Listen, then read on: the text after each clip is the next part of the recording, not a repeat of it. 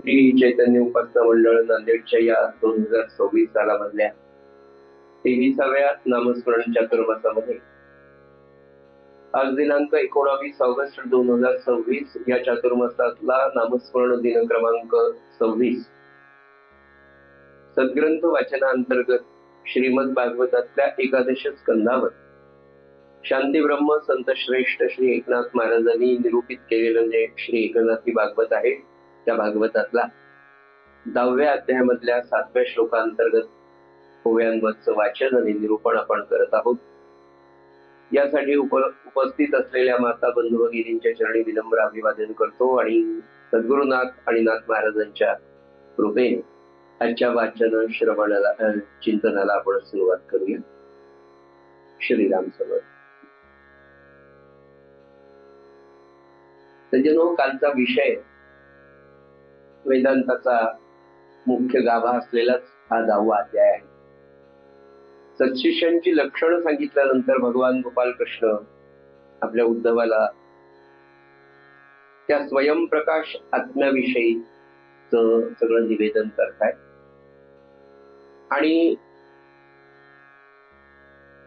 खरा साधक कशा प्रकारे देहामध्ये राहून विदेहीपणाचा अनुभव घेतो किंवा प्रपंचामध्ये राहून त्याला अद्वैतता साधता येते का, तर साधता येते. मुळात सकल संतांचा, विशेषतः नाथांचा आणि आपल्या सगळ्या सद्गुरु परंपरेचा हा अखंड प्रयत्न तुमच्या माझ्यासाठी चालू आहे की जे जे आम्हाला प्राप्त झालं संतांना, सद्गुरूंना, ते सगळंच्या सगळं माझ्या शिष्यांना नवे नवे जो म्हणून मनुष्य म्हणून जन्माला आलेला आहे त्या प्रत्येकाला त्या आत्मसुखाचा, त्या ब्रह्मानंदाचा अनुभव प्राप्त होऊ शकतो हे ते स्वतः अनुभव घेऊन आपल्याला सांगतात.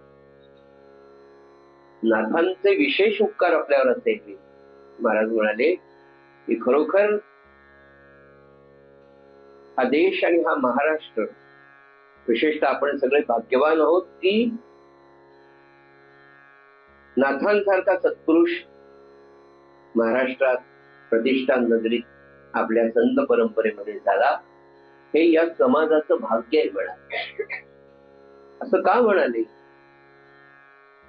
तर आत्ताच जे वाक्य आहे की देहात असून विदेहिता आणि प्रपंचात असून अद्वैतता अनुभवता येणारा ब्रह्मज्ञानी पुरुष आपल्याला लाभतो आणि त्या ब्रह्मज्ञानी पुरुषांनी आपल्यासाठी किती कष्ट घ्यावेत तर हे आपण निरंतर वाचतो. थोडा हा 10वा अध्याय सज्जनो वेदांताची सिद्धांतिक बाजू असलेला आहे. माया, अविद्या, त्याच्यानंतर आत्म्याचा स्वयंप्रकाश म्हणजे काय, आत्मस्वरूप काय असतं, असा थोडस आहे. तर थोडस कंटाळवाणं होऊ देऊ नका. होण्याची शक्यता आहे, कारण त्यातल्या संज्ञा, त्यातल्या संकल्पना हे आपण कधी ऐकलेल्या नाही, अनुभवलेल्या नाही आणि कधी ऐकलेल्या पण नाही. तरी नाथांनी जेवढं सोपं करून सांगण्याचा प्रयत्न केला आहे तो खूपच सुंदर आहे. त्यात माझ्यासारखा सामान्य माणूस जेव्हा वाचतो तेव्हा त्याला जितकं आकलन झालं तेवढंच तो तुमच्या समोर मांडणार. कालचा विषय असा होता की काल आपल्याला त्यांनी जे 2-3 गोष्टी महत्वाच्या काल आपण पाहिल्या की जीवाला 2 प्रकारचे देह आहेत, एक स्थूल आणि एक सूक्ष्म देह. सूक्ष्म देह म्हणजे आत्मा आणि त्याच्या व्यतिरिक्त जे आहे त्याला जडत्व किंवा जड देह असं म्हणतात. त्यानंतर आपण जे काल पाहिलं की 5 ज्ञानेंद्रिय, 5 कर्मेंद्रिय आणि या 5 आणि 5 10 इंद्रियांच्या बरोबर, ज्ञान आणि कर्मेंद्रियांच्या बरोबर 11वं मन हे मानवी जीवासोबत असतं. असे हे 11 इंद्रियांना घेऊन, या देहाला घेऊन, या देहाच्या माध्यमातून देहापेक्षा वेगळा असलेला जो नित्य निरंतर अनित्य निर्दोष असा जो आत्मा आहे त्याचा शोध याच देहाच्या आणि याच बुद्धीच्या माध्यमातून आपल्याला घ्यायचा आहे. त्याच्या पुढे जाऊन ते म्हणाले की मन, बुद्धी, चित्त, अहंकार, अंतःकरण ह्या सगळ्या गोष्टींना प्रकाश देणारा, प्रकाशमान करणारा, चैतन्य देणारा, समजूत देणारा, जाणीव करून देणारा जे आहे ते हे आत्मतत्व आहे. त्याला आपण आत्मा असं पण म्हणतो. तर त्या तत्वानुसारच हे सगळं चालतं. त्याच्यामुळेच आपल्याला कळतं नव्हे, त्या जाणिवेमुळेच किंवा त्या जाणिवेनेच या देहाच्या मार्फत आपल्याला आपलं खरं स्वरूप जे आहे ते जाणून घ्यायचं आहे. हे सकल संतांचं आणि नाथ महाराजांचं सांगणं. तेव्हा कालचा विषय इथे होता की म्हणून ते म्हणाले की मनापासून आत्मा हा भिन्न आहे. मनाला, बुद्धीला, चित्ताला, अंतःकरणाला प्रकाश देणारा आत्माच आहे, पण तो त्यांच्यापेक्षा वेगळा आहे. हे आपल्याला कायम समजून एक एक गोष्ट मी तुम्हाला उलगडून सांगायचा प्रयत्न करतो. बघा, जेवढं लक्षात ठेवता येईल ते आपल्या खरोखर कामाला येणार आहे. काही गोष्टी खरंच आपल्याला माहीत नसतात आणि आयुष्याच्या एका टप्प्यावर जेव्हा माहीत होतात, कळायला लागतात, तेव्हा अरे बापरे, आतापर्यंत आपण हे कधीच वाचलं, हे खरं, हे जर आधी कळालं असतं. खरोखर भगवद्गीता, रामायण, महाभारत हे ग्रंथ खरोखर योग वाशिष्ठ हे बालपणापासून जर शिकवल्या गेले ना, की आधी नुसती त्याची पाठांतर कळेल आणि मग त्याचा वयानुसार, इयत्तेनुसार जर तसा तसा अर्थ समजून घेता आला, तर मानवी जीवनात म्हणजे गीता रहस्याची जी प्रस्तावना आहे सज्जनो, त्या प्रस्तावनेमध्येच लोकमान्य टिळक म्हणतात, गीता रहस्याच्या लोकमान्य टिळक म्हणाले की गीता हा म्हातारपणी वाचायचा ग्रंथ नाही, ही खोटी समजूत समाजामध्ये आहे. तर गीता हा अगदी बालपणापासून अध्ययनाचा विषय आहे म्हणाले. आणि ज्याला जितक्या लवकर गीता कळेल म्हणाले, तितकं त्याचं जीवन हे सुखकर आणि विकसित प्रगतीच्या दृष्टीने, कोणती प्रगती म्हणाले तर इहलोकातली आणि पारलौकिक प्रगती होण्याच्या दृष्टीने फार गरजेचं आहे, असं लोकमान्य टिळकांसारखा महात्मा सांगतात. तेव्हा हे सुद्धा वाचताना असं लक्षात येते का, अरे हे जर गोष्टी लहानपणापासून थोड्या थोड्या थोड्या थोड्या, बघा या 31 अध्यायामध्ये तोच विषय वेगवेगळ्या पद्धतीने नाथांनी सांगितलाय. आत्मा काय, नित्य काय, अनित्य काय, द्वैत काय, अद्वैत काय, इतके सुंदर विषय. आणि खरंच इतक्यांदा का सांगितले, एकदा सांगून ते समजण्यासारखे इतका सोपा वेदांत नाही, पण तो अवघडही नाही. बरं, जेव्हा महाराज सांगतात की वेदांत हा नित्य आचरणात आणला पाहिजे, तर तो अवघड कसा असेल. बरं, वेदांत हा कशासाठी आहे? मानवी जीवन अत्यंतिक खरं सुखी करण्यासाठी. खरं म्हणजे जे शाश्वत आहे असं सुख, असं समाधान तुम्हाला देण्यासाठी, म्हणून तो वेदांत आचरणात. तर ते पहिल्यांदा आपल्याला असं पुन्हा सांगतात नाथ महाराज की मनापासनं हा जो आत्मा आहे तो वेगळा आहे, भिन्न आहे. आणि तो कसा म्हणाले, वेगळेपणाने म्हणजे साक्षी रूपाने राहतो. आपल्याकडे जो आत्मा आहे, आता हे एक सिद्धांत आहे की मनापासनं आत्मा भिन्न आहे आणि तो वेगळेपणाने कसा राहतो, साक्षी रूपाने राहतो. बरं, हा साक्षी रूपाने राहतो तर आपल्याला कळतो का? निश्चितपणे आपल्याला कळतो की तो साक्षी रूपाने आहे, याचं आपल्याला पूर्ण ज्ञान होतं. म्हणून आपण कालची जी ओळ येते ना की माझा डोळा दुखतो आहे, मी दुखतो असं म्हणत नाही. माझ्या हातात माझा पाय मोडला तेव्हा तो मी मोडला असं म्हणतो का आपण? मी मोडला म्हणत नाही. बरं, मी वापरत असताना माझा पाय, माझा हात, माझे पोट दुखते, मग हा माझे म्हणणारा कोण आहे हे आपल्या लक्षात येईल. आणि म्हणून त्यांनी काल ती ओळी सांगितली की ही फार मोठी न कळे भ्रांता देहभ्रमे. देहभ्रमे म्हणजे काय, तर आपण या देहालाच मी समजून चालतो, पण त्या देहापेक्षा तो निश्चितपणे वेगळा आहे हेही आपल्याला कळतं, पण आपण भ्रमतो आणि तो भ्रम आपल्याला देहाचा आहे. आणि त्या देहभ्रमाला सज्जन हो देहबुद्धी असं म्हणतात. आणि ही देहबुद्धी, मी माझं माझं माझं, ही जी देहबुद्धी आहे ना, हीच देहबुद्धी आपल्याला कमी करून आत्मबुद्धी करायची.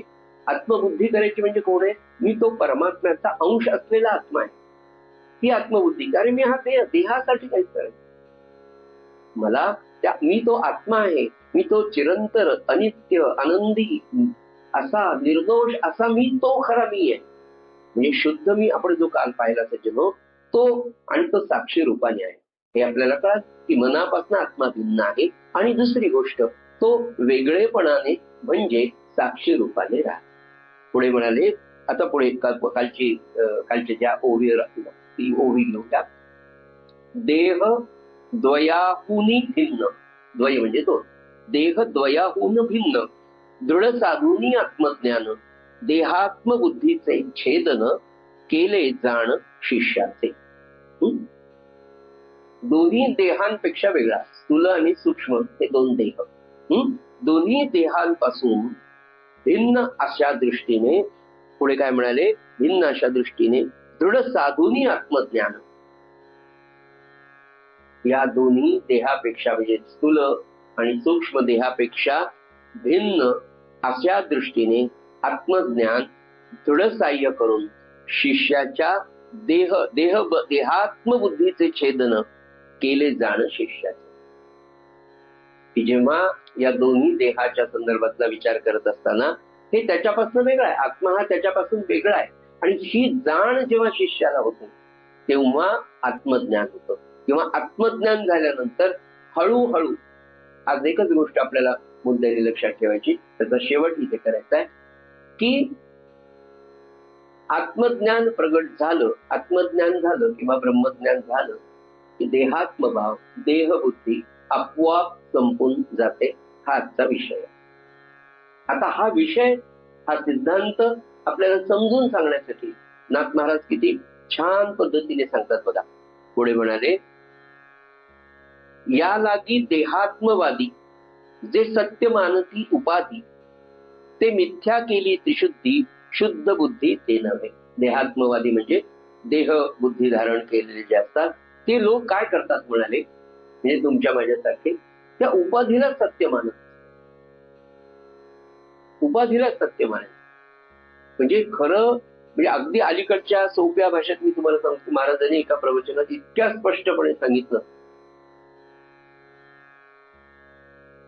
की उपासना आणि उपवास, याच्यावर महाराजांनी 3-4 प्रवचनावर भाष्य केलं. उपवास कडक, मी तर खडी साखरच खाते, मी साबुदानाच खाते, मी पीठच खात नाही, आणि म्हणजे 4 दिवस उपास, राणी नुसते पडले, देव राहिला बाजूला, नामच करून राहिलं बाजूला, इतक्या उपाधीला सत्य मान. खरा परमार्थ किती सोपा आहे. म्हणजे देहात्मवादी लोक त्या उपाधीला इतकं सत्य मानतात, आणि त्या उपाधीला सत्य मानून काय म्हणाले, खरोखर त्या भगवंताला मिथ्या करून सोडून देतात. की जे साधायचं ते बाजूलाच राहत, उपाधीलाच धरून आपण बसतो. म्हणजे महाराज एका ठिकाणी बोलले की कर्म कसं कशासाठी ते आपल्याला सांगतात. शुद्धोदक स्नानम समर्पयामि, तदनंतर शुद्ध पंचामृत स्नानम समर्पयामि, तदनंतर पुनर्शुद्धोदक स्नानम समर्पयामि, हे सगळं म्हणता म्हणता त्याच्यातच अडकून बसतो. ते सगळं सांगितलं कशाला, की हे झालं की ते करा, ते झालं की ते करा. त्या कर्मकांडामध्ये मनुष्य इतका गुंतून जातो की ती पूजा, त्या पूजेतला भाव, तो भगवंत, ते महाराजांचे चरण कमळ, त्याच्यावर मी पाणी घालतोय, महाराजांना कोमटतं लागत नसेल ना, हे तर फार दूर. हे स्नान करा, ते स्नान करा, या कर्मकांडामध्येच माणूस गुणून खऱ्या परमार्थाला विसरून जातो. म्हणून ते म्हणाले की त्या उपाधीला सत्य मानत असतो मनुष्य. महाराज म्हणाले, उपवासाचा अर्थ काय, उपासनेचा अर्थ काय. उप म्हणजे जवळ, वास म्हणजे त्याच्या जवळ बसणं, त्याच्या नित्य स्मरणात राहणं. कर्र उपासकापासून संध्याकाळी चक्र आले, कशाचा उपवास, ऍसिडिटी झाली, 100 उलट्यात केलं, काय कुठे नाम, कुठे देव, कुठे सद्गुरू, नुसत्या चक्र सुरू बेसिनवर, आहे असं होतं. म्हणजे उपवास खऱ्या अर्थाने तो, ते समजून घ्या. महाराज तेच म्हणाले, परमार्थ फार सोपा आहे, विद्वान लोक तो अवघड करू. उपवास काय, उपासना काय, की त्याच्या जवळ राहा, अखंड त्याच्या स्मरणात राहा, आणि मग कोणतंही कर्म करा तुम्ही, कोणते म्हणजे जे आपल्याला सिद्ध शुद्ध असं कर्म ते करत राहा. तुमचे नित्य कर्म करत असताना अखंड त्याचं स्मरण. पुढे म्हणाले की ती उपाधी सत्यमान. पुढे म्हणाले, मना वेगळा साधला पहा हो, तो तू म्हणसी पितामह, तो देवामध्ये श्रेष्ठ देवो, हाही संदेह न धरावा. मना वेगळा साधला पाहाव, ते भगवान श्रीकृष्ण याला म्हणतात उद्धवाला की अरे उद्धवा तुला असं वाटेल म्हणाले, आता तू असं म्हणशील म्हणाले, उद्धवाला म्हणतात तू आता म्हणशील की बाबा मनाहून वेगळेला जो मनापासून जो वेगळा असलेला जो आत्मा आहे तो आत्मा म्हणजे ते इथे काय म्हणाले की मना वेगळा साधीला पहा हो, म्हणजे तो आत्मा तो तू म्हणसी पितामह. उद्धवा तुला असं वाटेल तो मनापासून वेगळा असलेला आत्मा म्हणजे मग तो पितामह म्हणजे या सृष्टीचा पितामह म्हणजे कोण? ब्रह्मदेव. तर तुला असं वाटेल म्हणे तू तो म्हणसी पितामह तो देवांमध्ये श्रेष्ठ देव हाही संदेह न धरा. मग तुझ्या मनामध्ये उद्धवा असेल मग तो मनापेक्षा वेगळा आत्मा म्हणजे मग आत्मा म्हणजे मग तो ब्रह्मदेव आहे का बाबा? आणि का तर म्हणे ब्रह्मदेव सगळ्या देवांमध्ये श्रेष्ठ आहे. का तो सगळ्या देवांमध्ये श्रेष्ठ आहे असं तुला वाटतं की त्यांनी विश्व निर्माण केलंय म्हणून? श्रीकृष्णाच्याच मनात ही शंका आली की उद्धवाला हे वाटलं असेल. उद्धव फक्त ऐकतो आणि लगेच म्हणतो हो हो वाचो. त्या दोघांच्या गप्पांमध्ये बघा मस्त बसलेले द्वारकेच्या त्याच्या राजमहालामध्ये उत्कृष्ट असे बैठक व्यवस्था असलेल्या मस्त सोफ्यांवर दोघं बसलेले, दोघांमध्ये अतिशय आनंदाने आणि सगळं भगवंत त्याला सांगतो. उद्धवाला अतिशय प्रेमाने सांगतो निघायचंय भगवंताला आता. पुन्हा त्याचं दर्शन होणार नाही कोणाला? उद्धवाला कृष्णाचं आणि कृष्णाला उद्धवाचं दर्शन होणार नाही याचं दुःख कृष्णालाही आहे. म्हणून तो प्रेमाने त्याला सांगतो आणि तुझ्या मनात असेल की बाबा तो आत्मा म्हणजे ब्रह्मदेव आणि तो खूप श्रेष्ठ आहे तर हे पण ते काय म्हणाले हाही संदेह न धरावा. अरे ही शंका घेऊच नको म्हणाले. ही शंका तुझ्या मनात येऊ नको. का? पुढे म्हणाले हो का कल्पाची आहे आधी ब्रह्मयासी मौढ्य होते आधी करू न शके सृजन विधी. याचं कारण म्हणाले जडबुद्धी तयाची. काय सांगू उद्धवा तुला? सिक्रेट्स असतात ना, secrets of the politics, secrets of the politics in the kitchen असं असतं किंवा त्याला kitchen politics in the palace असं म्हणतात की राजवाड्यांमधल्या खोल्यांमध्ये चाललेलं पॉलिटिक्स वेगळं असतं, समाजाच्या समोर वेगळं चाललायचं असतं. पाहतो ना आपण. नाही तसं काहीच नाही, माझी कॉमेंट्सच नाही, मी तसा बोललोच नाही, मला तसं काही म्हणायचंच नव्हतं, आत वेगळं शिजलेलं असतं हे आपण रोज पाहतो. तसं अरे म्हणाले अर्जुना माफ करा उद्धवा काय सांगू तुला आता जगाच्या समोर सांगता येत नाही पण काही गुह्य मी तुला आता सांगूनच जातो. अरे तो ब्रह्मदेव ब्रह्मदेव म्हणजे काय सांगू म्हणे तो ब्रह्मदेव अतिशय मूढ होता. कोण सांगताय? श्रीकृष्ण सांगताय. कुणाला सांगताय? उद्धवाला सांगताय. कुठे सांगताय? द्वारकेला सांगताय. कोण कधी सांगताय? भगवंताचं वय 125 वर्षाचं आहे, 10 दिवसांनी त्याला देह सोडायचा आहे तेव्हाचा हा वार्तालाप आहे. आणि याला साक्ष कोण आहे? आपल्याला सांगणारे संती ब्रह्म संत श्रेष्ठ एकनाथ महाराज. ते म्हणाले मी तुला काय सांगू? हा असं बोलतात की नाही हो काय आहे त्याला तर मी पास केलं आमच्या भाषेत शिक्षकांची. इतका ढ होता त्याला मान खाली करून पाठीवर बुक्क्या मारला. आता मोठा आमदार झाला. सत्य तुम्हाला सांगतो असं बोललं जातं, असं असतं. पण असं आहे की फार मोठे लोक झाल्यानंतर त्यांची भूमी तर सांगता येत नाही. तर ते म्हणाले या ब्रह्मदेवाचं तू काय घेऊन बसला म्हणाले. इतका मूढ होता म्हणाले हा, याला सृजनशीलता म्हणजे सृष्टी निर्माण करायची बुद्धीच नव्हती. कंसात आपण आपल्या भाषेत अक्कल वापरतो. ते म्हणाले ब्रह्मदेवाला इतका मूढमती होता म्हणाले याला सृष्टीची सृजनशीलता किंवा सृष्टी निर्माण करण्याची बुद्धी नव्हती. कारण याच्याकडे कोणती बुद्धी होती म्हणाले जड बुद्धी तयाची. भगवान विष्णू सांगतात, भगवान श्रीकृष्ण सांगतात काय सांगू तुला याच्याकडे बुद्धीच नव्हती. पुढे म्हणाले त्याची करुणे सावधान म्याची प्रकाशिले निजज्ञान. त्यांचा शब्द आहे नाथांचा त्या काळातला. म्याची प्रकाशिले निजज्ञान तेव्हा तो झाला ज्ञान संपन्न सृष्टी सृजन करावया. काय सांगू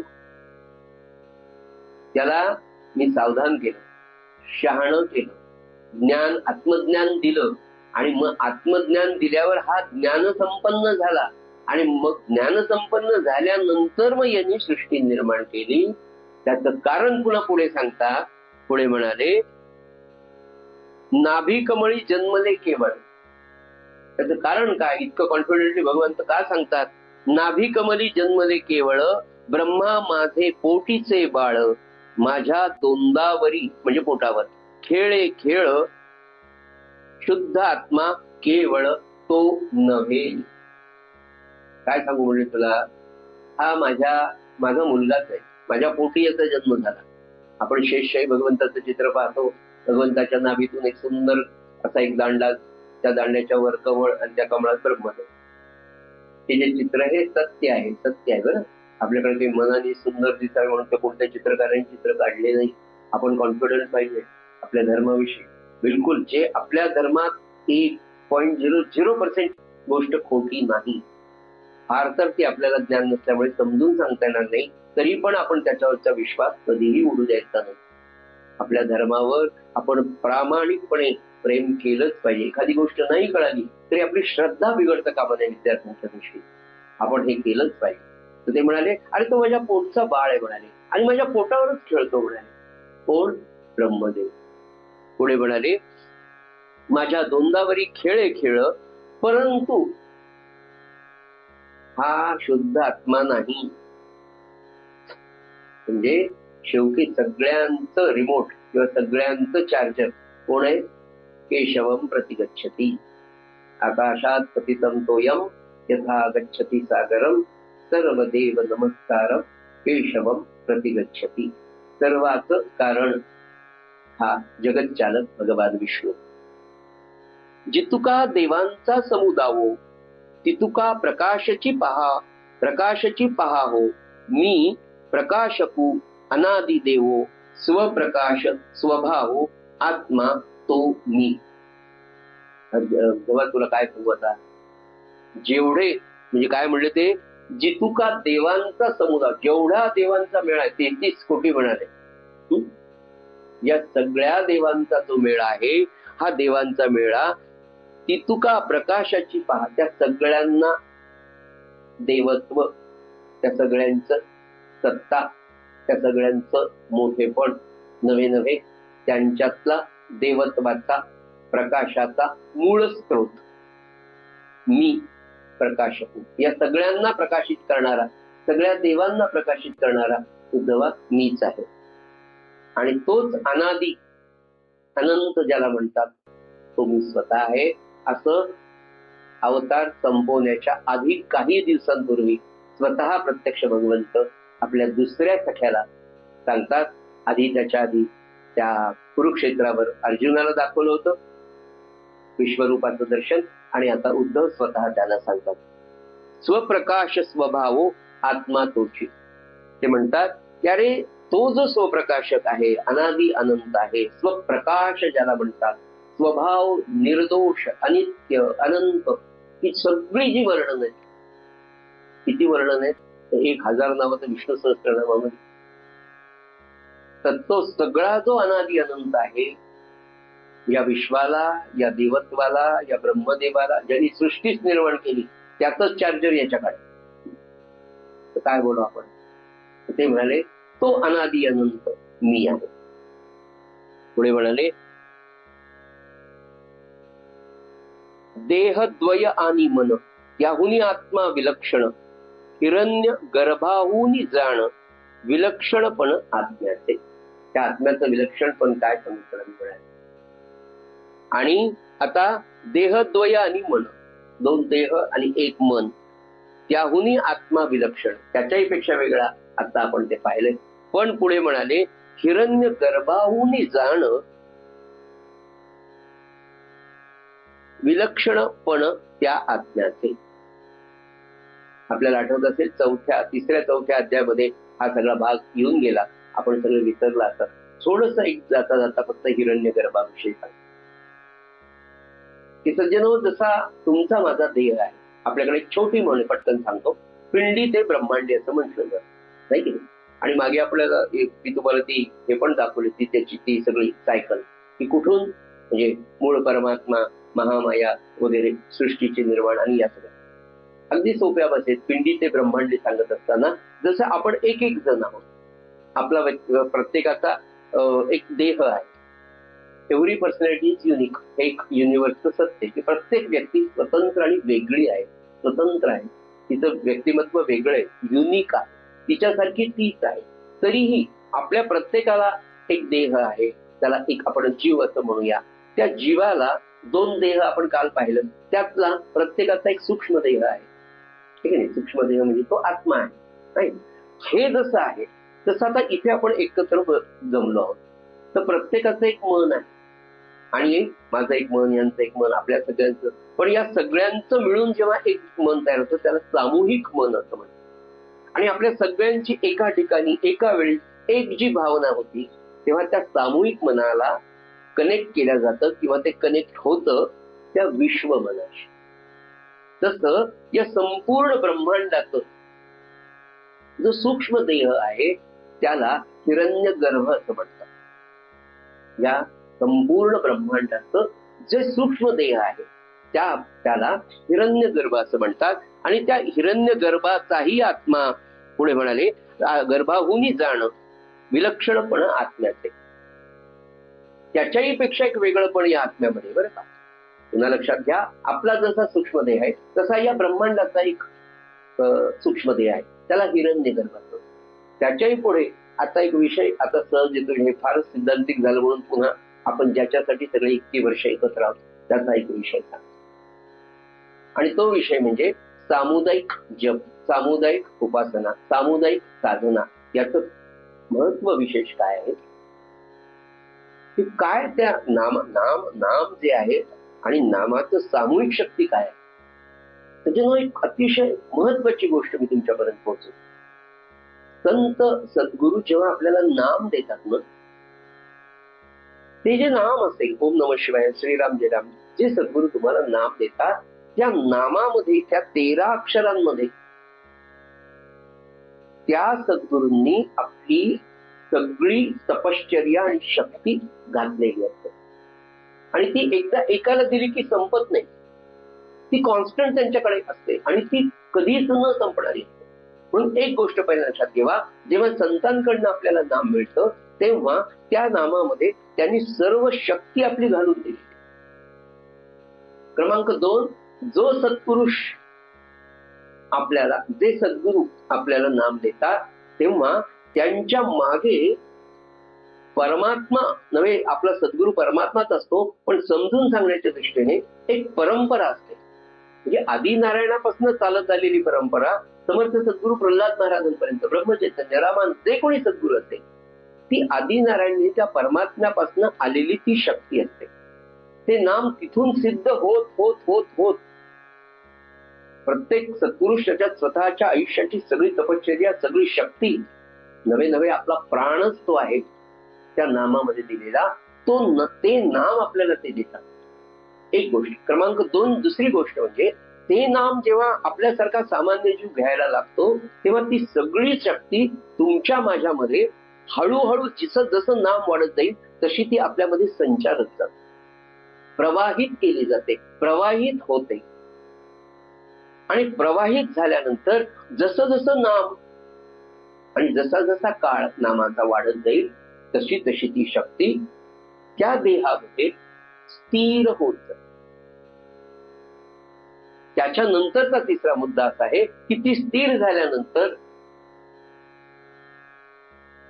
तुम्हाला नवे सद्गुरूंना जे अनुभव, जी अनुभूती, जी शक्ती, दिव्य शक्ती प्राप्त झालेली असते ती सगळी शक्ती त्या जीवाला, त्या मनुष्याला प्राप्त होते. आणि हे अनेकांनी नव्हे, अनेक भक्तांनी आतापर्यंत नव्हे, आता देखील नित्याची, चांगल्या नामधारकाची अनुभूती आहे. अगदी हे सगळं सोपं. म्हणून महाराज काय म्हणाले, मनाने मला घट्ट धरून ठेवा, म्हणजे माझं मन तुमच्या मनाची जागा घेईल आणि मग तुम्ही माझ्यासारखे व्हाल.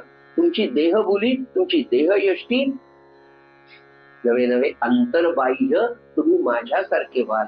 त्याच्या पुढे जाऊन म्हणतात, मला एकच अपेक्षा आहे, मी सांगेल त्याप्रमाणे वागा.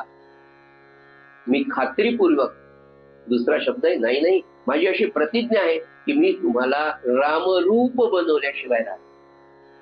हा सगळा सिद्धांत इथे. सज्जनो, आपल्यामध्ये तेच स्फुल्लिंग आहे, आपल्यामध्ये तेच पोटेन्शियल आहे, तीच गुप्त शक्ती आपल्यामध्ये आहे. फक्त त्याच्यावर थोडीशी धूळ बसलेली, आणि ही धूळ झटकण्याचं काम नित्य नियमाच्या साधनेने, नित्याच्या नामसाधनेने. मी तुम्हाला म्हटलं की कलियुग हे सगळ्यात चांगलं युग आहे प्रामाणिकपणे वागणाऱ्या माणसासाठी. पण सत्य, त्रेता, द्वापार युगामध्ये परमात्म प्राप्तीसाठीची जी साधनं सांगितली ती इतकी कठीण आहे. सत्ययुगामध्ये हजारो वर्ष तपश्चर्या, काही युगांमध्ये यज्ञयाग, किती वर्ष यज्ञयाग केले तरी भगवंत प्रसन्न होईल ती गॅरंटी आहे. द्वापार युगामध्ये पूजा अर्चन, षोडशोपचारे, इतकं सुंदर पूजन करायचं आणि अखंड ते पूजन केलं तर भगवंत भेटेल अशी शक्यता आहे, निश्चित नाही. आणि सगळ्यात सोपं साधन हे कलियुगामध्ये दिलेलं, आणि ते म्हणजे म्हणलं ना, या कलियुगाचा धर्मच नाम आहे. नामा इतकं सोपं, सर्वश्रेष्ठ, सर्वोच्च मूल्य असलेलं साधन फक्त कलियुगामध्ये, की नुसत्या नामाने. आता त्यांनी जो शब्द वापरला ना, उपाधी, महाराजांनी इतक्या वेळेला हा शब्द प्रवचनांमध्ये वापरला. त्याच्यामुळे आपल्याला त्यातनं ते घ्यायचं की नामाला उपाधी नाही. माझं आता स्नानच झालं नाही आणि मी आता गादीवरच बसलेलो आहे, माझं आता अंगच दुखतंय. समर्थ सद्गुरू प्रल्हाद महाराजांना 106 डिग्री, 106 एवढा ताप असताना, फॅरेनहीट 106 फॅरेनहीट ताप असताना, आता आपले अर्धापूरकर डॉक्टर आहेत ना, त्यांचे वडील जालन्याला सिव्हिल सर्जन होते. महाराज राम मंदिरात होते, ताप वाढत गेला 103, 104, 105, भीती वाटली म्हणून मग त्यांच्याकडे तेवढे आहो, आणि मग तेवढे ऍडमिट करावं लागेल. शिष्य म्हणाले आता हे जनरल वॉर्ड किंवा याच्यामध्ये महाराज हॉस्पिटल, ते म्हणाले माझ्या घरी राहतील का?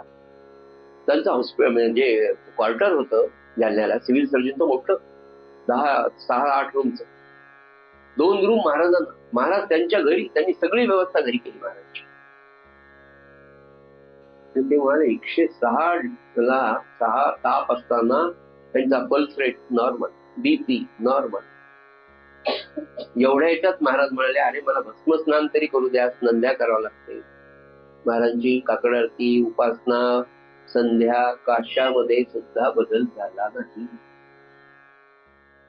असं केलेले महाराज सुद्धा आपल्याला म्हणले अरे तुम्ही त्याची उपाधी नका ठेवू, आणि नाम अखंड सुरू.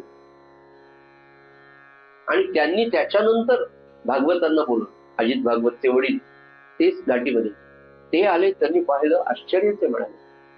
हे बियॉन्ड इमॅजिनेशन आणि बियॉन्ड मेडिकल सायन्स ते मिळाले. नमस्कार करून स्टेटोलो नाम नायको नमस्कार करून निघून गेले. औषधी देवता सुद्धा यांच्या समोर उभ्या आहेत. आम्ही तुम्हाला नमस्कार करतो, आमचा गुण तुमच्या हातात आहे, तुम्हाला घ्यायचा असेल तर घ्या. हे पंडित रामनारायण शास्त्री इंदोरचे जे होते, त्यांनी तपासल्यावर सांगितलं की सगळ्या औषधी देवता यांच्या समोर उभ्या आहेत की आमचा गुण तुम्हाला येण्यासाठी आमच्यावर कृपा करा. आणि हे म्हणजे मला माझा भोग होता. त्याच्यानं त्या उपाधी नाही, म्हणजे असा सत्पुरुष ज्यांनी नाम आपल्याला दिले, आपल्याला ज्यांनी नाम दिले तो महात्मा काय होता मला तुम्हाला सांगा. आणि तो सांगतो की अरे नका, सदा येता जाता, उठत बसता, कार्य करिता, सदा देता घेता, वदनी वदता, ग्रासी गिळता, घरी दारी शय्ये वरी अतिसुखाचे अवसरी, समस्तांची लज्जा तेजनी भगवत चिंतन. कुठेही नाम घ्या, कुठेही. काउंटर आपलं आपल्याबरोबर, काउंटर नसेल तर बोर्ड तर आहे ना, कायम काउंटर, ते काउंट करते. पोळ्या व्हायला अर्धा तास लागला, 15 माळा होता, आपण 10 धरा, 13 कोटी आपल्याला करायचं. 330 माळा केल्याशिवाय दोघं नवरा बायको झोपायचंच नाही. 10 वर्षात 330 माफ का, 10 वर्षात 13 कोटी होणं लक्षात नाही झालं. 10 वर्ष काय आपल्या मागे कोणी लागले, 15 वर्षात नाही. एक सांगायचं की झाल्याशिवाय देऊ नको, पण न्यायचं असेल तर नाही. पुढचा जन्म नामासाठी 100%. म्हणून आता मी म्हटलं ना की मला फार वाईट वाटतं की आपल्याला कळालं नाही. गोंधळ्यामध्ये खिरड्यामध्ये काही हे काय म्हणतात त्याला, सद्भक्त असे मिळाले. ते म्हणाले आम्ही ज्या दिवशी अनुग्रह घेतला त्याच दिवशी संकल्प केला. म्हणायचे महाराज आता अनुग्रह दिला ना, तुम्हाला नाम आवडतं ना, तर आम्ही आजपासून 13 कोटी सुरू करतो. 2005 साली पुण्यातले आपले सद्गुरू भक्त अनुग्रह पण घेतलेला नव्हता त्यांचा, पण सद्गुरू रामानंद महाराजांच्या 75व्या पुण्यतिथीच्या निमित्ताने जालना ते गोंदवले पदयात्रा निघाली. त्या पदयात्रेत बीड पासून ते गेले लाटकर दाबले. जोगळेकर काकांबरोबर आपल्या उपासनेतल्या त्यांचा संपर्क आला. पुढे नांदेडला आले, आपल्या उपासनेत आले. त्यांनी पाहिलं, उपासना नाम आवडलं आणि जून 2005 ला हातून प्रेरणा झाली की आपण 13 कोटी करा. आणि 2025 जानेवारीला 14,52,28,000 एवढा जप त्यांचं झालं. 20 वर्ष लागले मला. त्याचं कारणही सांगितलं. त्यांनी वही दाखवली, पहिल्या दिवशीपासूनची नोंद वही दाखवली. जून 2005, जुलै ऑगस्ट सप्टेंबर संपला 6 वही दाखवली. पहिल्या दिवशी 25 माळा केल्या. 25 माळापासून सुरू केलेला हा तुमच्या माझ्यासारखा प्रापंचिक माणूस आयुष्यामध्ये किती दुःख आले. एकुलता एक मुलगा देवब्राह्मणाच्या दिवशी ऍक्सिडेंटनी गेला, जप थांबला नाही. 13 कोटी जप पूर्ण होता होता धर्मपत्नीला 4थ्या स्टेजचा कॅन्सर झाला. दर मंगळवारी किमो आणि किमो संपल्यावर रेडिएशन. 2 वर्ष नाम उपासना थांबली नाही. महाराजांनी भोग कसे आले आणि कसे गेले हे आम्हाला कळू दिलं नाही म्हणाले. आणि दोघही महाराजांच्या कृपेने पूर्ण भोग भोगून शांतपणे आजही नाम घेतात. सुरुवात महाराज म्हणाले ना, गंगोत्रीला गंगा करंगळी इतकी छोटी असते. तसं आपला संकल्प जेव्हा होईल, आता कसं होईल आणि मग काय आणि जवळ की नाही आणि गेलो मरून, बस पहिल्यांदा तर हाच विचार मग. बरं मरून गेलो तर राहिलेलं कर्ज कोण फेडणार आहे बाकीचं, त्याचा विचार कधी आला का? आपण मरून गेलो, आपल्या लेकरा बाळाचं कसं होईल हा विचार. 13 कोटी रमत नाही, कसं करावं सर, माझं तर 70 आहे आता. सागर खेळण्यामध्ये 70 वर्षाच्या आमच्या मेरेकर ताई, 70 वर्षाच्या वेळेला वयाच्या 70व्या वर्षी सद्गुरू प्रल्हाद महाराजांच्या जन्मोत्सवाला 2 वर्षापूर्वी उभ्या राहिल्या महाराजांच्या सोबत. म्हणाले, महाराज आजपासून 14 वर्षापूर्वी तुमच्या आशीर्वादाने 13 कोटीचा संकल्प सोडला, तो पूर्ण झाला. आज तुमच्या चरणी वाहत आहे. आणि म्हणाल्या, महाराज आता माझं वय 70 झालं, मला एकच मागणं आहे तुमच्या चरणी. मी हा 13 कोटी आपल्या चरणी वाहिला तर मला प्रसाद म्हणून टिंब द्या. आता तुम्ही विचार करा काय. सगळ्यांनी विचार करा. आता तुम्ही आपण सगळेजण महाराजांच्या समोर उभे, महाराज 13 कोटी झाला, आता मला काय पाहिजे सांगा, काय मागितलं असतं सांगा. आपल्या सुरेखाताईंनी म्हटलं, महाराज एकच प्रार्थना आहे, इथून पुढचे 13 वर्षात माझा 13 कोटी करून घ्या, एवढंच माग. नुसतं मागितलं नाही. सुरुवात गेल्या 14 वर्षात अशी होती, ज्या वेळेला 13 कोटीचा संकल्प सोडला, त्या बाईला घर दार, 2 मुलं, 2 सुना, 4 नातू, सामान्य परिस्थिती. संभाजीनगरवरून खेरड्याला जर अमावस्येच्या वारीला जायचं असेल तर महिनाभरामध्ये आर्थिक नियोजन करावं लागत असे. महाराजांच्या कानावर घातल्यावर महाराजांनी अशी व्यवस्था केली की एक मैत्रीण भेटली, ती म्हणजे मी तुला दर अमावस्येला खेरड्याला घेऊन जात जाईल, माझ्याबरोबर येशील का? मला सोबती नाही, माझ्याकडे गाडी आहे.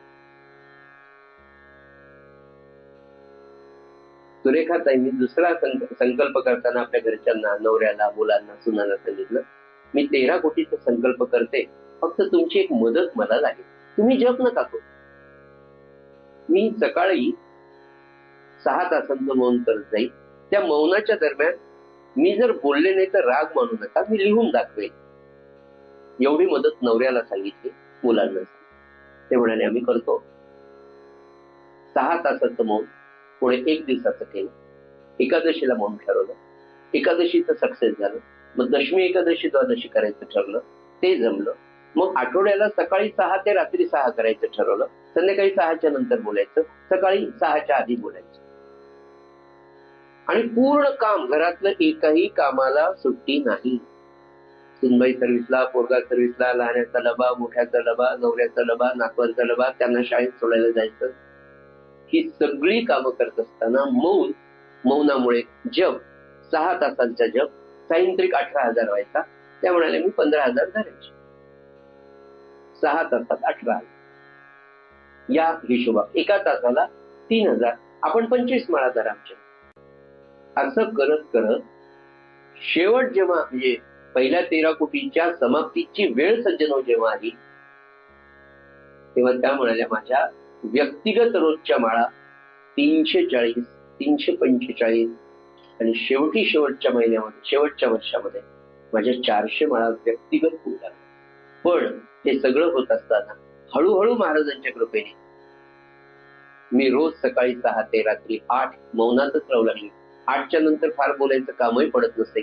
घरच्यांना सवय झाली. घरच्यांपेक्षा त्यांची नात होती 3-4 वर्षाची. आजीजवळ खेळत असायची. आई शाळेला गेली असायची. थोडी तिला लहरायचं, आजी श्रीराम श्रीराम म्हणलं, फक्त श्रीराम श्रीराम म्हणलं. आजीने फक्त श्रीराम श्रीराम, तरी खुश आणि खेळत. एका नामाचा परिणाम त्या बालजीवावर सुद्धा नवे नवे भगवंतच असतो. तो सुद्धा तुम्हाला कशी मदत करतो सज्जनो. आणि मला पुढे सांगायचं की 70व्या वर्षी त्यांनी संकल्प सोडलाय. आता तुम्ही कधी खिरड्याला या, 13 दिवसात 13 कोटी जेव्हा जप असतो, मी तुमची भेट करून देईन. तुम्ही त्यांनी अर्थात त्या मौन नसेल तर तुमच्याशी बोलतील, रात्री 10च्या नंतर वगैरे बोलतात. त्यामुळे काहीच अडत. दुसरा 13 कोटी जेव्हा सोडला तेव्हा एका वर्षात 1,30,00,000 त्यांचा जप झालेला.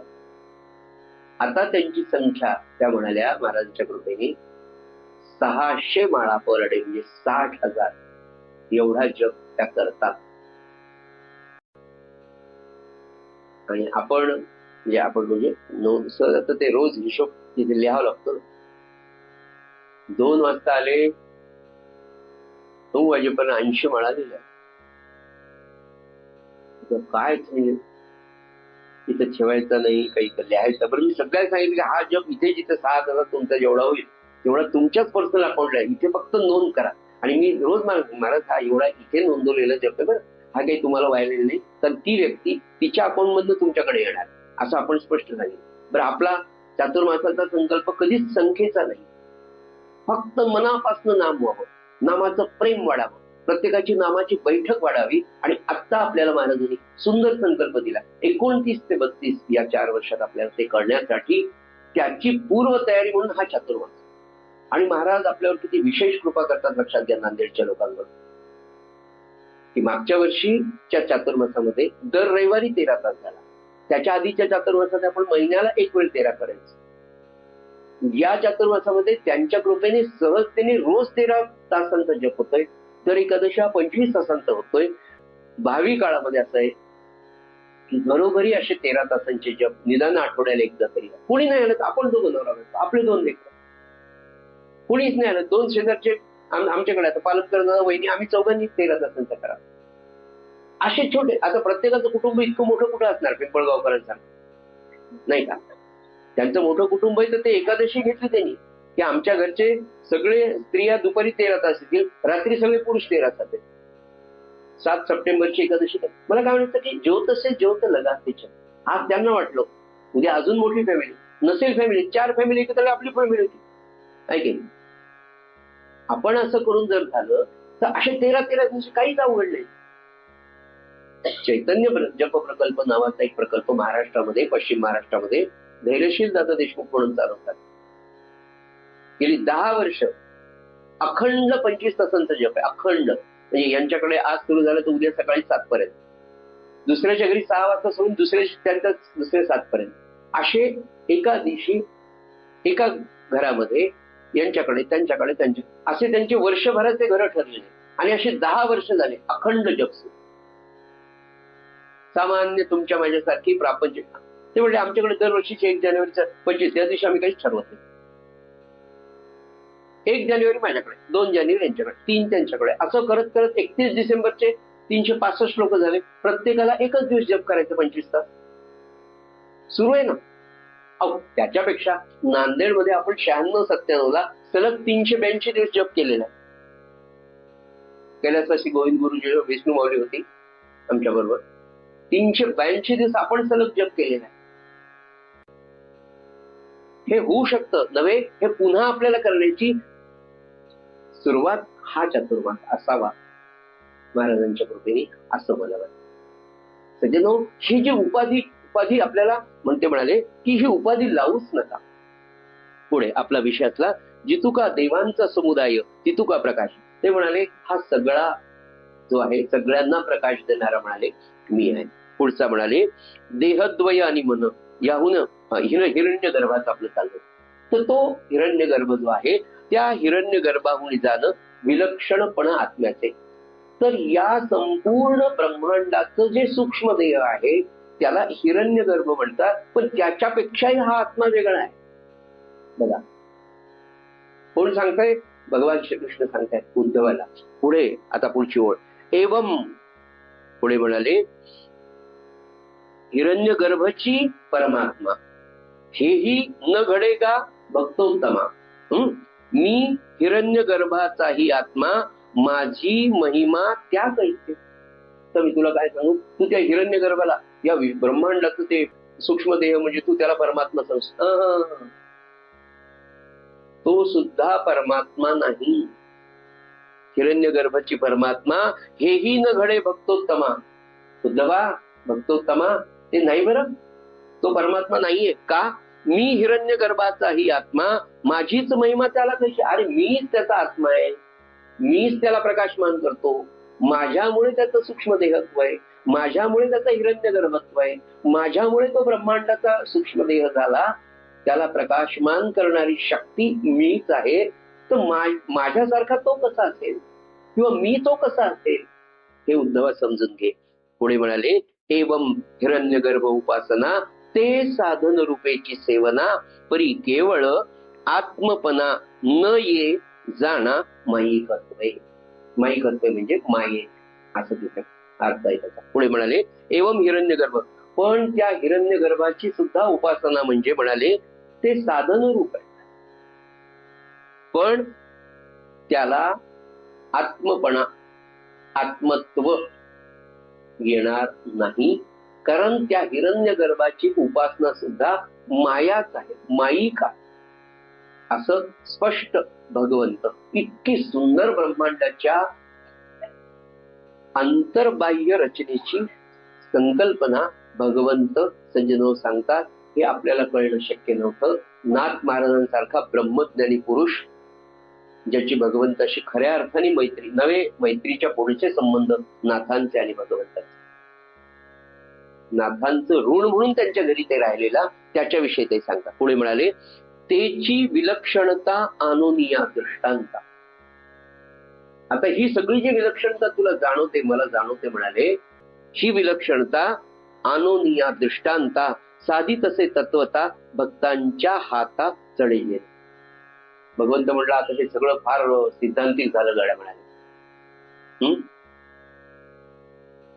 ज्ञानी आहे म्हणाले, पण तुलाही किती कळालं त्याच्यापेक्षा जे इथं बसलेले आहेत म्हणले माझ्यासारखे सगळे, त्या भक्तांना कळावं म्हणून भगवंत म्हणाले थांब आता एक चांगला ही जी हिरण्यगर्भ आत्मा स्तूत देह, 2 देह, ते मन, तो आत्मा, आणि तो म्हणतो की याच्यापेक्षा वेगळा आहे आणि तरी तो त्याला प्रकाश देतो. अरे बाबा फारच हायपोथेटिकल झालं नाही का, कल्पनेच्या बाहेर.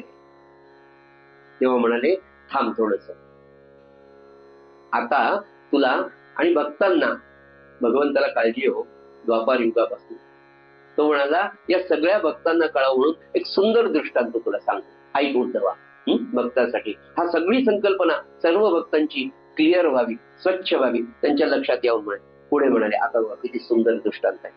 काय म्हणाले भगवान सांगतात बरं, अग्नी काष्टा माझी वसे, अग्नी काष्टा माझी वसे, काष्टा माझी वसे, परी तो काष्टची होऊनी नसे, मथिल्या काष्टी प्रगट दिसे, जाळी उल्हासे काष्टात. एक वैज्ञानिक सिद्धांत भगवंत तेव्हाच सांगू, विज्ञान नंतर पुन्हा पुन्हा मी सांगेन. सनातन वैदिक विश्वाचं जे ज्ञान आहे, आपण जे म्हणतो विज्ञान योग, विज्ञान विज्ञान सायन्सला पडलं. आज सायन्स इरा किती वर्षाचा आहे? 500-600 वर्ष. विज्ञान युगाची कल्पना 600 वर्षापेक्षा जास्त नाही. या सगळ्या परमार्थ, अध्यात्म किंवा वेदांत ज्ञानाचा एक छोटा भाग म्हणजे विज्ञान, हे आपण समजतो. पुढे तेव्हा एक सगळा सिद्धांत आपल्याला पटकन आवडावं म्हणून म्हणतो की वैज्ञानिक सिद्धांत भगवंतांनी सांगितला. तो सिद्धांत ते म्हणाले कोणता आहे? ते म्हणाले अग्नी काष्टा माझी वसे. भगवंत सांगतात, अरे उद्धवा, लाकडांमध्ये अग्नी आहे म्हणाले, पण पुढे काय म्हणाले, परी तो काष्टाची होऊनी नसे. पण लाकूड म्हणजे अग्नी आहे का? लाकडात अग्नी आहे, पण तो अग्नी लाकडाच्या बरोबर बसत नाही म्हणाले. मथिल्या काष्टी प्रगट दिसे, जाळी उल्हासे काष्टाचे. काष्टावर काष्ट, लाकडावर लाकूड घासल्यावर प्रगट होतं, आणि दुसरी गोष्ट ते प्रगट झाले की त्याच लाकडाला जाळून. आता तुम्हा आम्हाला आता भगवंत सांगतो बाबा, नाथही सांगायला लागले, त्यांचं वाचून हेही सांगायला लागले आपल्याला, काष्टा माझी अग्नी वसे. कसं असेल मग? आपल्याकडे खूप वर्षांपूर्वी नांदेडला, मला वाटतं अभय नाही आज, पण DFO म्हणून मारुती चितमपल्ली होते, की ज्यांना अरण्य ऋषी अशी पदवी. हा माणूस फार मोठा वनक्षेत्रातला अधिकारी आणि अरण्याविषयी, वृक्षांविषयी, प्राण्यांविषयी अत्यंतिक माहिती असते. मारुती चितमपल्लीचं एक आत्मचरित्र आहे आणि एक पुस्तक पण आहे त्याच्यावरच. आपण वाचले असेल बरीच जणांनी, ज्यांनी वाचलं असेल त्या सगळ्या पुस्तकातले खूप नाही, खूप सुंदर गोष्टी आहेत, खूप मस्त आहे. की निसर्ग काय, प्राणी काय, त्यांची वृत्ती कशी असते, प्राण्यांमध्ये काय ज्ञान असतं, वृक्ष कसे असतात, त्यांची रात्रीची अवस्था काय असते, दिवसांची अवस्था, की ज्या गोष्टी कुठेच माहिती नाहीत, त्या मारुती चितमपल्लींनी स्वतः अनुभवून आपल्याला सांगितलं. त्याची एक गोष्ट मी तुम्हाला सांगतो जी याच्याशी निगडीत. अग्नी काष्टा माझी, काष्टा माझी वसे. मारुती चितमपल्लींनी त्यांच्या ग्रंथामध्ये लिहिलेली कथन आहे. ते म्हणाले, हिवाळ्याच्या दिवसात माकडं जे असतात ना, खूप थंडी असते, ते माकडं वाळलेले लाकडं एकत्र करतात. सगळे माकडं, 10-12 माकडं एकत्र, थंडी खूप वाजत असते म्हणाले. आता ह्या गोष्टी फक्त अरण्यात घडतात, आपल्याला कधी पाहायला मिळत नाही. तर ते 10-12 माकडं एकत्र येतात आणि प्रत्येक जण एक वाळलेलं लाकूड घेऊन एकत्र येतात आणि झाडाखाली ते बसतात, एकत्र येतात मोकळ्या झाडाचे, आणि सगळे लाकडं असे लावून ठेवतात. आपण होळीला कसे रचतो तसे रचतात, आणि सगळे माकडं, त्यांच्याकडे काही आगपेटी नसते, काहीच नसते, ते सगळे माकडं असे नुसते लाकडं रचून सगळे माकडं त्या लाकडांकडे अशा दिव्य दृष्टीने पाहतात. म्हणजे असे पाहतात की त्यातली उष्णता आपल्याला मिळते.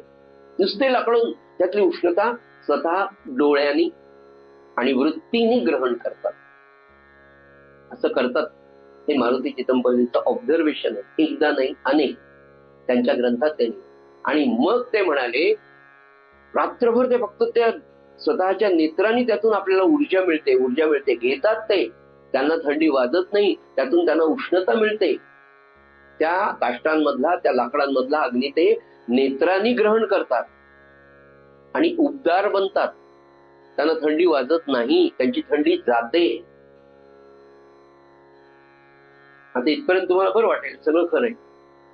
त्याच्या पुढे जाऊन ते म्हणाले, आणि ते निघून दुसऱ्या दिवशी आपल्या कामाला निघून जातात वेगवेगळ्या. लाकडं गोळा करणारे किंवा दुसरे जे असतात ते घेऊन जातात. ते लाकडं चुलीत घातले तरी जळत.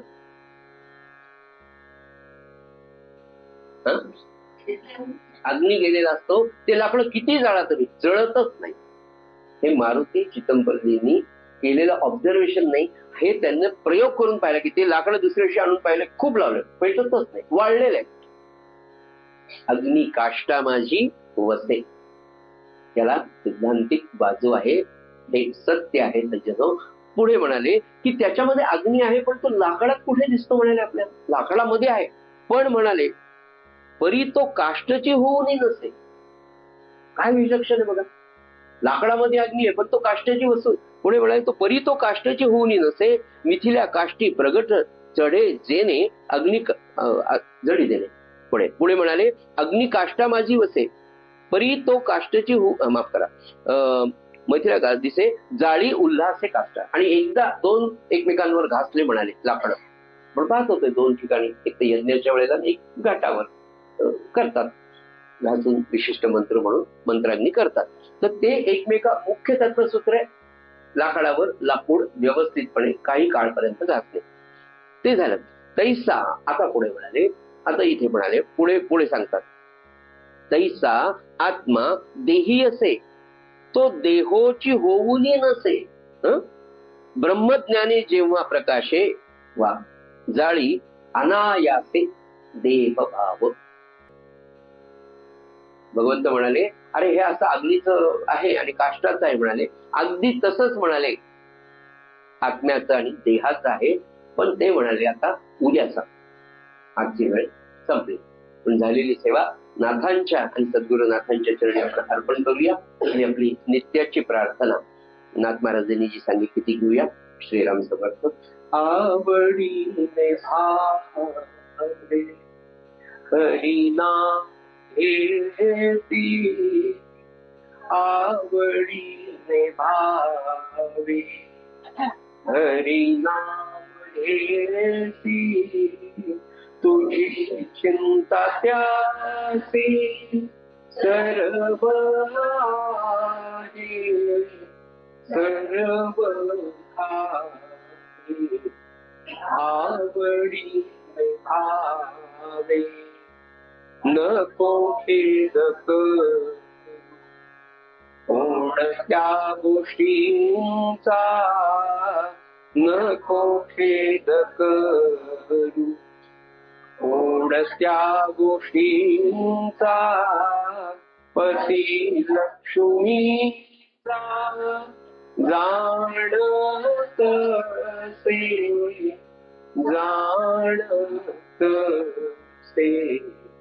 आवडीने भावे सकल जीवांचा करी तो सांभाळ, सकल जीवांचा करी तो सांभाळ. तुझ मुकलीला ऐसे नाही, ऐसे नाही.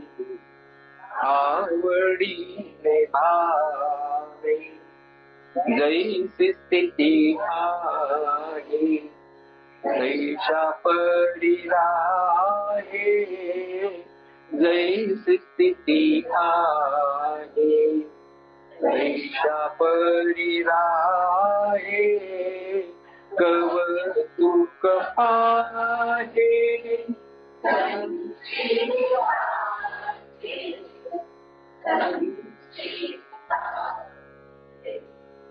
आवडीने भावे एका जनार्दनी, भोग प्रारब्धाचा एका जनार्दनी, भोग प्रारब्धाचा हरी कृपे त्याचा नाश आहे, नाश आहे. आवडीने भावे हरी नाम घेसी, तुझी चिंता त्यासी सर्व आहे, सर्व आहे. आवडीने भावे, आवडीने भावे, आवडीने भावे. सद्गुरुनाथ महाराज